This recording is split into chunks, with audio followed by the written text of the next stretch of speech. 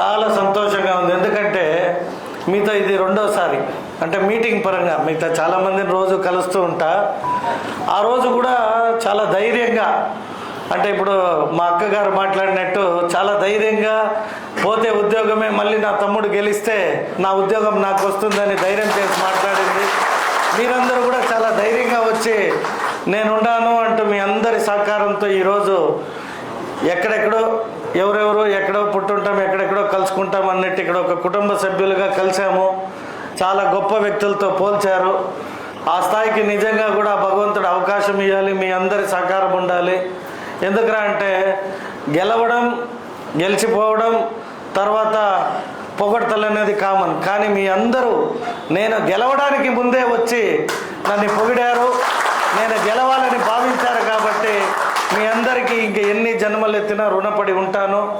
మీకు ఏదైతే అప్పుడేగా మాట్లాడుతూ కొన్ని సమస్యలు మన ప్రభాకర్ అన్న చెప్పినట్టు మీకు ఏ సమస్య వచ్చినా అది ట్రాన్స్ఫర్ కావచ్చు, ప్రభుత్వ పరంగా కావచ్చు, లేదా వ్యక్తిగతంగా కావచ్చు, కుటుంబపరమైన కొన్ని ఏమన్నా కుటుంబ సభ్యులతో అన్నదమ్ములతో కావచ్చు, అనేక రకాల సమస్యలు వచ్చినా కూడా ఎల్లప్పుడూ మీ వెంట మీ కుటుంబంలో ఒక సభ్యుడిగా నన్ను భావించారు. కాబట్టి మీ కుటుంబ సభ్యుడికి చెప్పుకుంటే న్యాయం జరుగుతుందని భావించి నా దగ్గరికి రావచ్చు. నేను ఎప్పుడు మీకు ఎప్పుడు ఎల్లవేళలు ఏమి కావాలన్నా చేయడానికి సంసిద్ధంగా ఉంటా. అలాగే అప్పుడేగా మా అన్నగారు మాట్లాడుతూ రాజన్న ఒక మాట చెప్పాడు, మేమంతా కష్టపడి పైకొచ్చి కష్టంతో కూడుకొని డబ్బులు సంపాదించుకున్న వాళ్ళు. కాబట్టి మీరందరూ కూడా కష్టపడి ఉద్యోగాలు చేసి ఇక్కడ మ్యాక్సిమం ఉద్యోగస్తులే ఉన్నారు. సో మీ కష్టాజీతాన్ని ట్యాక్స్ రూపంలో మీ జీతాల్లో కొద్ది అమౌంట్ గవర్నమెంట్కి వెళ్తుంది. తర్వాత మీరు కట్టే ఇన్కమ్ ట్యాక్స్ కావచ్చు, ఇంటి పన్నులు కావచ్చు, అనేక రకాలుగా అది ప్రభుత్వానికి చేరిన ధనాన్ని మీకు ఉపయోగపడే విధంగా కొన్ని మంచి పనులకి చేయమని ప్రభుత్వాన్ని ఎన్నుకుంటే కొందరు తెలిసి చేశారా మరి తెలియక చేశారా తెలియదు. కానీ నేను పిలిచి అడిగాను ఒక మున్సిపల్ కమిషనర్ గారిని, ఏమ్మా ఈ చిత్తూరుని బ్యూటిఫికేషన్ చేయాలి అన్న. సార్ అయితే బ్యూటిఫికేషన్ చేయడానికి మనకు ఒకటి ఆల్రెడీ రెడీగా ఉంది, 1,25,00,000 తీసుకున్నారు సార్. బట్ దానికి అంత కాదు, 20-25 ఉంటే అయిపోతుంది సార్. కానీ 1,25,00,000 శాంక్షన్ అయింది సార్ అని. సరే వారు చెప్పినట్టు డబ్బు పైన వ్యామోహం ఉంటే నేను బెంగళూరులో ఉంటేనంటే ఇంతకంటే ఎక్కువ సంపాదిస్తా. ఈ ధనం నేను తీసుకున్నట్టు ఒక్కసారి ప్రజల్లోకి పోయింది అంటే నేను ఉన్నంత వరకు ఆన్సరబుల్. కాబట్టి ఆ డబ్బు నాకు వద్దు, దీన్ని కూడా మనం ఇంకొక మంచి పనికి వాడేద్దామని చెప్పి సలహా అడిగితే ఆమె కూడా తక్షణమే 1-2 నిమిషాలు కూడా ఆలోచించకుండా సార్ దాన్ని పక్కన పెట్టేసి, ఎన్నాళ్ళలో మీరు అప్పుడు విజిట్ చేసినప్పుడు మార్కెట్ గురించి మాట్లాడారు కదా, మార్కెట్ని రెడీ చేసేద్దాం సార్ అని నేను. సో ప్రజలందరికీ ఎన్నో ఏళ్లుగా ఆ మార్కెట్లో చాలా ఇబ్బందులు నేను పోయి మొన్న విజిట్ చేశా. అంటే మనం కొనే కూరగాయలు కూడా రైతులు పండించే కాడ చాలా నీట్గా పండుతాయి. దాన్ని ట్రాన్స్పోర్ట్లో వేసి అక్కడి నుండి ఇంకొక జాగాకి, అక్కడి నుండి మార్కెట్కి వచ్చేటప్పటికి ఎక్కడెక్కడో కాలువల మీద వేసి అక్కడేసి ఇక్కడేసి తెచ్చాడేసి వాటిని మనం తీసుకొని వచ్చి తిని అనారోగ్యం తెచ్చుకునే కంటే కూడా ముందు మార్కెట్ రెడీ చేసేద్దామని చెప్పి ఆ డబ్బులు ఇంకొన్ని డబ్బులు వేరే కూడా వేస్ట్గా ప్లానింగ్లో ఉండింది. మొత్తం డబ్బులు తీసుకొని వచ్చి మార్కెట్ రెడీ చేయాలని మార్కెట్ను కూడా నిన్న అంటే ఒక 2 crores చేంజ్ అవుతుంది అంటే ఒక ఎమ్మెల్యేకి కానీ ఒక కమిషనర్కి కానీ అధికారం ఉండదు. సో లోకల్ బాడీ మేయర్గా కానీ లేదా మున్సిపల్ దీంట్లో ఎన్నుకోబడ్డ కమిటీ వారు శాంక్షన్ చేయాలి అన్నారు. 24 గంటలు ఆలోచించా నేను. అంటే పార్టీ పరమైన ఆదేశాలు లేవు కాబట్టి ఇతర పార్టీలో గెలిచిన వారిని తెలుగుదేశంలోకి తీసుకుంటే అపార్థంగా భావిస్తారేమో, ప్రజలు కూడా నాకు ఓటేశారు, నేను వారికి ఏదన్నా చెయ్యాలి అని నాకుంది మనసులో. బట్ రాజకీయం వేరు, సేవ వేరు, మనం చేయాలనుకునే పని వేరు. మూడు రకాలుగా ఉంటాయి. సేవ చేయాలనుకుంటే మన జోబిలో డబ్బు ఉంటే దానం చేసేది సేవ. రాజకీయ పరంగా వచ్చినప్పుడు టెండర్లు ఉంటాయి, అధికారులు ఉంటారు, అనేక రకాల పార్టీలు ఉంటాయి. ప్రజల దగ్గర నుండి వసూలు చేసిన ట్యాక్సెస్ని మనం ఏదన్నా చేయాలి అంటే ఆమోదాలు ఉంటాయి. వీటన్నిటికీ కట్టుబడి ఉంటుంది సార్ ఇది ప్రభుత్వము అని చెప్పారు. సో నేను కొద్ది భయంగానే అందరినీ విచారించి సరే వారిని తీసుకుంటే మంచా చెడా అని 10 రకాలు ఆలోచించా.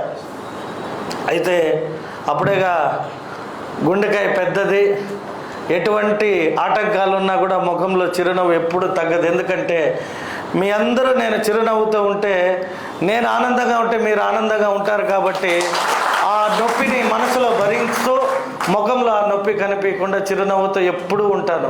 అంటే నన్ను చూసిన వారు ఆయనకి ఏ కష్టం లేదు అనుకొని వారి కష్టాన్ని చెప్పడానికి ఇష్టపడాలి.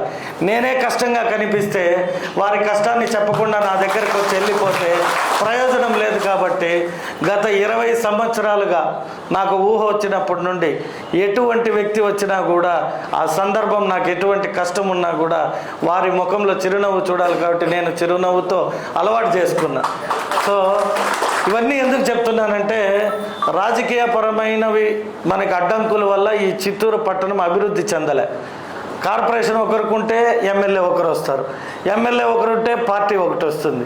సో ఇవన్నీ సాకులు చెప్పుకుంటూ మన చిత్తూరు, చంద్రబాబు నాయుడు గారు ఎక్కడి నుండి అంటే చిత్తూరు అని చెప్తారు. 70 దేశాల్లో ఈరోజు తెలుగు వాళ్ళలో చిత్తూరు వాళ్ళు ఎస్పెషల్లీ ఆయన అరెస్ట్ అయినప్పుడు 70 దేశాల్లో ధర్నాలు చేశారు. దాంట్లో మొదటి వాడిని నేనే. పక్క రాష్ట్రంలో పోయి, ఇక్కడ అవకాశం లేకపోయినా పక్క రాష్ట్రంలో పోయి పెద్ద ఎత్తున ఫస్ట్ ధర్నా చేసింది నేనే, బెంగళూరులో.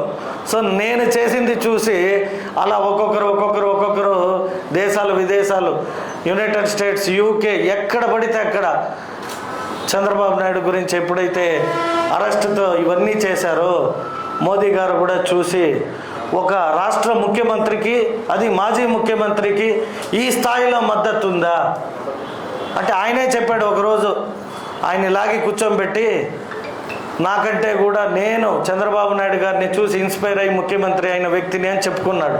సో అటువంటి వ్యక్తి మొన్న ఎట్లా ఎలక్షన్స్లో మనసు మార్చుకొని తెలుగుదేశం పార్టీకి, అప్పుడే అన్న చెప్పినట్టు పవన్ కళ్యాణ్ ద్వారా అందరికీ తెలియాల్సింది ఏమంటే, మనమందరూ కూడా మంచివారు అని చెప్పడానికి ఒక వ్యక్తి కావాలి. అది స్నేహితుడు కావచ్చు, లేదా బంధువు కావచ్చు, లేదా ఆత్మీయుడు కావచ్చు.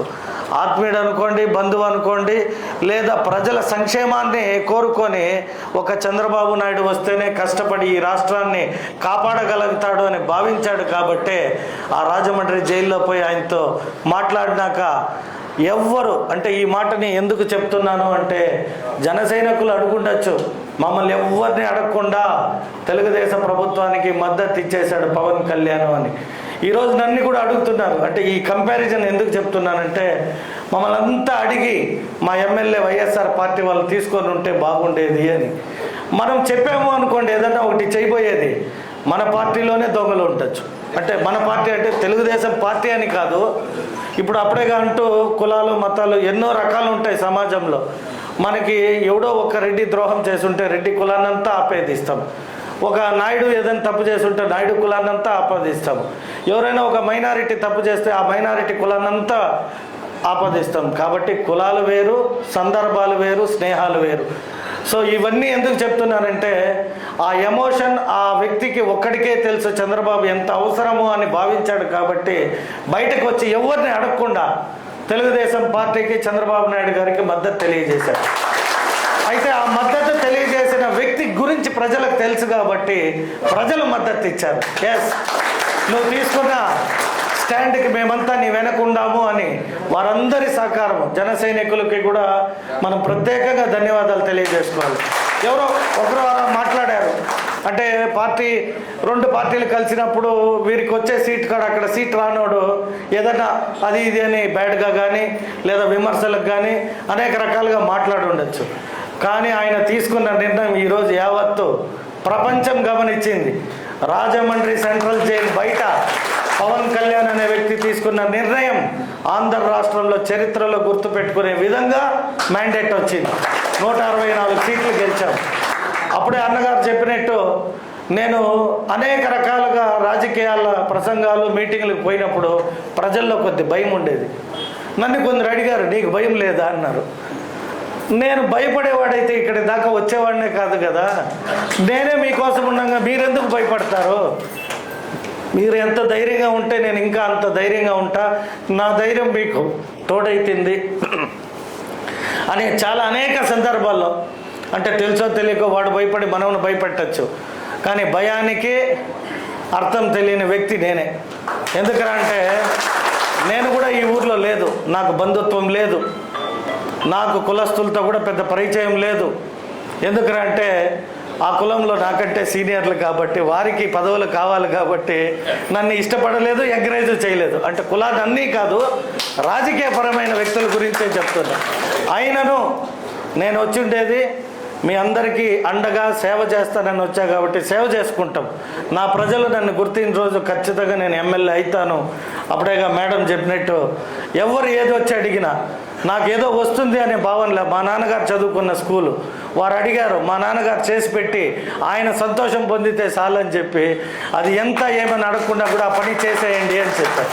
అలా అనేక రకాలుగా చేశా కాబట్టి వారు చెప్పినట్టు ప్రకృతి, ఆ ప్రకృతి అంటే ఎవరో కాదు మీరందరూ, మీరు పూజించే దేవుళ్ళు కావచ్చు, మీరు మీ ఒక మంచి మనసుతో దీవించారు చూసారు, అదే ప్రకృతి. మీ అందరి కోరిక మేరకు ఆ భగవంతుడు 4 అయిపోయారు కమ్మోళ్ళకి ఎలా ఇస్తాడు చిత్తూరులో జగన్కి అంటే మీ అందరి కోరిక, మీ అందరి మంచి మనసుతో దీవించారు కాబట్టి ఆ భగవంతుడు ఆయన మనసు మార్చి నాకు ఆ సీట్ ఇచ్చే అవకాశాన్ని అప్పుడే చెప్పినట్టు ధైర్యానికి 10 రకాలుగా వర్ణించారు. 11వ రకంగా వర్ణించినా కూడా తప్పులేదు. ఎందుకంటే మనం పోరాడేది అటువంటి వ్యక్తితో, అటువంటి క్యారెక్టర్ ఉన్న వ్యక్తితో. ఈ చిత్తూరులో అనేక మంది రాత్రి అంటే ఎగ్జాంపుల్ ఒక జాగాలో ఉన్నాను నేను, బ్రాహ్మిన్స్ మీటింగ్లో కూర్చోండా, వాట్సాప్లో వస్తూ ఉండింది. ఏమైంది పంతులు గారు అన్న. సార్ రాత్రంతా ఫోన్ చేసి బెదిరించారు సార్ అన్న. అరే మనుషులను బెదిరించడం చూసా, పంతులను కూడా బెదిరిస్తారా అని. అంటే వాళ్ళు పాపం పూజ చేస్తుంటారు, దేవుడి దగ్గర ఉంటారు, దేవుడికి నైవేద్యం పెడతారు, దేవుడి దగ్గర సేవ చేస్తారు, వారు ఏమైనా కోరుకుంటే అది అట్టే జరిగిపోతుంది. ఆ మాట చెప్పాను ఆ రోజు. ఏమని చెప్పానంటే ఆ సభలో మీరెవ్వరు భయపడాల్సిన అవసరం లేదు, మిమ్మల్ని ఎవరు ఏమన్నా ఫస్ట్ నన్ను అన్నాకే మిమ్మల్ని అంటారు అని మాట్లాడుతున్నాను. షర్ట్ ఇప్పిన ఫోటోలు వచ్చాయి టక వాట్సాప్లో. అంటే భగవంతుడు ఎంత తప్పు చేయించాడంటే అతనంతా అతనే పోయి బట్టలు ఇప్పి కూర్చునే పరిస్థితికి భగవంతుడు తెచ్చేశాడు. అదే ప్రకృతి. అంటే ప్రకృతిలో మీరు కోరుకునేది జరుగుతుంది అంటే ఆ ప్రకృతికి ఉండే శక్తి అది.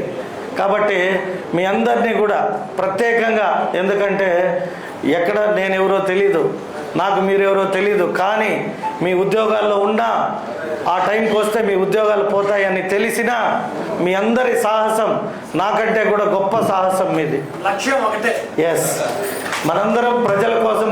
మీరు ఒక రకంగా ప్రజలకి పొద్దున్న లేసి కష్టపడ్డారు, నేను ఒక రకంగా కష్టపడబోతాను. అది మీరు గమనించారు కాబట్టి మీ మంచి మనసు, మీ ఆశీస్సులు నాకు వచ్చాయి కాబట్టి ఈరోజు ఎమ్మెల్యే అయ్యా. అలాగే ఇంకా కూడా అంటే ఈరోజు ఏదో అయిపోయింది మనం గెలిచిపోయామనేది కాకుండా ఇలాగే అనేక సందర్భాల్లో కనీసం 6 నెలలకు ఒక్కసారి కలుసుకొని మీ సూచనలు కూడా మేము ఏం చేయాలి, ఏం చేయబోతాము, మేము చేసిన వాటికి కూడా 4 చప్పట్లు కొట్టినప్పుడు మాకు ఆనందం. పెట్టిన డబ్బులు కావచ్చు, కష్టపడిన శ్రమ కావచ్చు, మరవగలిగింది ఒకటే చప్పట్లు. లేదా ఇట్లా స్టేజ్ పైన కూర్చోబెట్టినప్పుడు అరే వాళ్ళకంటే ఒక మెట్టు పైన ఉన్నాం చాలేరా అని ఒక ఆనందం, చిన్న సంతోషం కూడా. సో మీ అందరి ఆశీస్సులు ఇలాగే ఎల్లవేళలో ఉండాలని భావిస్తూ నాకు ఈ అవకాశం ఇస్తూ అలా డోర్ తీయంగానే ఇలా చూసా. శ్రీకృష్ణదేవరాయల గురించి మా టీచర్ తెలుగులో చెప్తూ ఉండేది, నాకు కొంచెం తెలుగు వీక్. అయితే ఆమె ఏం చెప్పేదంటే రాసుల్లాగా పోసి రత్నాలు వజ్రాలు వైడూర్యాలు అమ్మేవాళ్ళు అని చెప్పారు. సరే, ఆ వీధుల్లో విజయనగర సామ్రాజ్యంలో శ్రీకృష్ణదేవరాయల కాలంలోనే సంస్థానంలో ఇలా ఉండేది అని చెప్పేవారు. దాంతోపాటు టోటల్గా అంటే శ్రీకృష్ణదేవరాయల ఆధీనంలో ఉన్న ప్రాంతం మొత్తం దేవస్థానాలు పునర్వైభవం జరిగింది అన్నారు. నాకు తెలియదు, ఇప్పుడు ప్రతి జాగాలో టెంకాయ కొట్టేకి పిలుస్తారు కదా. ఈ శ్రీకృష్ణదేవరాయలు ఇన్ని టెంపుల్ ఎప్పుడు వచ్చాడు, ఎలా డెవలప్ చేశాడో అని నేను చాలా క్వశ్చన్స్, చిన్న వయసు కదా, ఇంత నాలెడ్జ్ ఉండేది కాదు. తర్వాత తెలిసింది. మనకి ఎవరైతే ఇప్పుడు ట్యాక్స్ కడతారో చిస్తూ ఆ కాలంలో చిన్న రాజ్యాలు, ఆ రాజ్యాల నుండి తీసుకోవాల్సిన ఆ ధనాన్ని వద్దని చెప్పి దేవస్థానాల్ని పునర్వైభవం చేయమని కోనేరు అంటే ప్రతి దేవస్థానంలో కోనేరులు పెట్టమన్నాడు. ఎందుకంటే వేసవి కాలం వస్తే నీరు దొరకవు. ఇప్పుడంటే బోర్లు వచ్చినాయి, మున్సిపాలిటీలు వచ్చినాయి, ఎన్టీఆర్ జలాశ్రయాలు వచ్చాయి. లేదంటే ఎమ్మెల్యేకి ఫోన్ చేస్తారు మాకు నీళ్ళే వస్తలేదు అని. అమ్మ ఓటేసి 20 రోజులైన తల్లి, నేను ఇప్పుడే కూర్చొని ఏ ఆఫీసర్ని మార్చుకునే సమయం దొరకలేదు, ఖచ్చితంగా నీళ్ళు వస్తుంది అంటే అప్పుడు ఇటు అడిగేకి లేదు కదా. రాజు రాజ్యంలో ఉంటాడు, జనాలు వీధుల్లో ఉంటారు.